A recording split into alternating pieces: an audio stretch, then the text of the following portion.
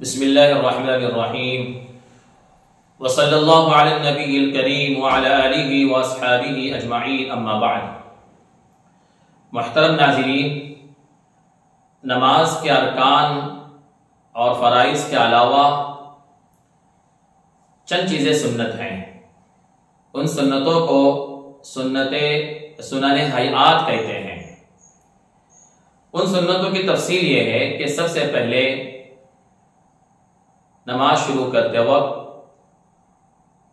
تکبیر تحریمہ جب کہی جاتی ہے اس وقت اپنے دونوں ہاتھوں کو کاندھوں کے مقابل اٹھانا، یہ سنت ہے۔ اسی طرح رکوع میں جاتے وقت کاندھوں تک اٹھانا، اسی طرح رکوع سے اٹھنے کے بعد اپنے دونوں ہاتھوں کو کاندھوں تک اٹھانا، یہ سنت ہے۔ حضرت ابن عمر رضی اللہ تعالیٰ عنہ فرماتے ہیں کہ میں نے رسول اللہ صلی اللہ علیہ وسلم کو دیکھا کہ جب نبی اکرم صلی اللہ علیہ وسلم تکبیر تحریمہ کہتے ہیں، نماز شروع کرتے، رکوع میں جاتے، رکوع سے اٹھتے، اس وقت رفع یدین کرتے، یعنی اپنے دونوں ہاتھوں کو کاندھوں کے مقابل اٹھاتے۔ یہ سنت عمل ہے۔ اس کے بعد دوسری سنت رکعات باندھنا۔ رکعات اس طرح باندھنا چاہیے جیسے کہ حدیث پاک میں اس کا طریقہ منقول ہے کہ حضرت وائل بن حجر رضی اللہ تعالیٰ عنہ فرماتے ہیں کہ نبی اکرم صلی اللہ علیہ وسلم کھڑے ہوتے اور تکبیر کہتے اور اپنا دائنا ہاتھ جو ہے بایاں ہاتھ ہتھیلی پر رکھتے اور ساتھ ہی ساتھ یہ جو گٹا ہے اس پر اور بازو پر رکھتے۔ اس کے سب سے اس کا افضل طریقہ یہ ہے کہ جو چھوٹی انگلی ہے انگوٹا ہے، اس انگوٹے سے جو ہے اس گٹے کو پکڑ کر 3 انگلیاں جو ہے اس بازو پر یعنی اس ہاتھ پر رکھے، یہ افضل ہے۔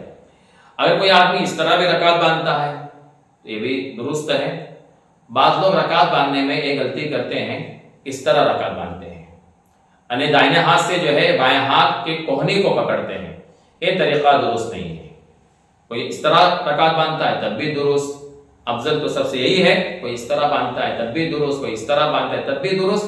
یہ جو طریقہ ہے یہ ثابت نہیں ہے اور یہ درست نہیں ہے، یعنی سنت کے خلاف طریقہ ہے۔ اسی طرح جو ہے تیسری سنت جو ہے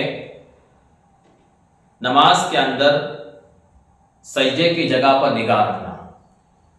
حضرت انس رضی اللہ تعالیٰ عنہ سے نبی اکرم صلی اللہ علیہ وسلم نے فرمایا تھا، یا انس اپنی نگاہ کو نماز میں سجدے کی جگہ پر رکھو، ادھر ادھر دیکھنا مکروہ ہے، آسمان کی طرف دیکھنا مکروہ ہے۔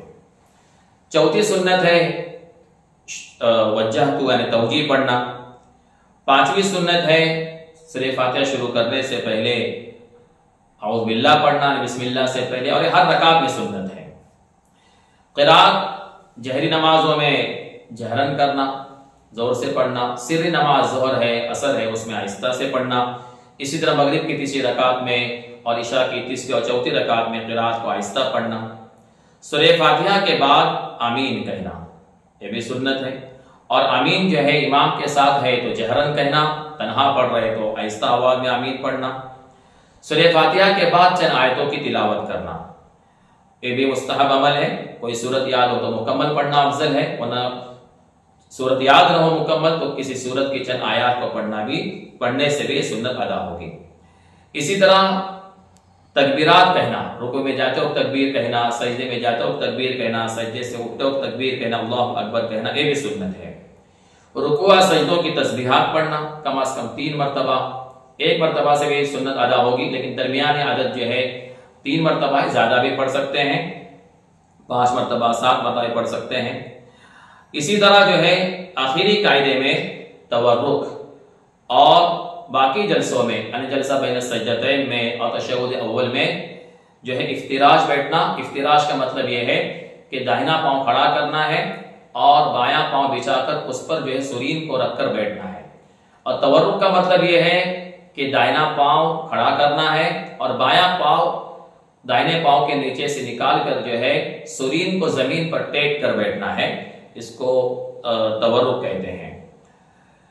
اسی طرح دونوں قاعدوں میں ہاتھوں کو رانوں کے اگلے حصے پر رکھنا، اس طرح رکھنا ہے کہ انگلیاں جو ہے کھلی ہو، آپس میں ملی ہوئی، قبلے کی طرف ہو، اور انگلیاں بند نہ ہو، اور جو ہے انگلیاں جو ہے گھٹنے تک آ جائے اور ہتھیلی جو ہے گھٹنے سے پیچھے رہے، اس طرح جو ہے دونوں ہاتھوں کو رانوں کے اگلے حصے پر رکھنا ہے، بالکل پیچھے نہیں رکھنا ہے۔